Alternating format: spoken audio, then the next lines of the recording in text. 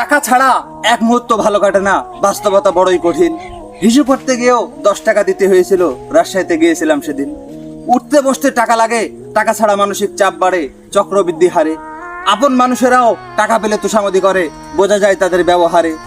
নিজের ভাগ্য নিয়ে নেই কোনো রাগ, অভিমান কিংবা অভিযোগ। সৎ পথে টাকা ইনকাম করলে ভয় নেই, দুঃখ কষ্ট যতই আসুক। হ্যাঁ, এটাই বাস্তব।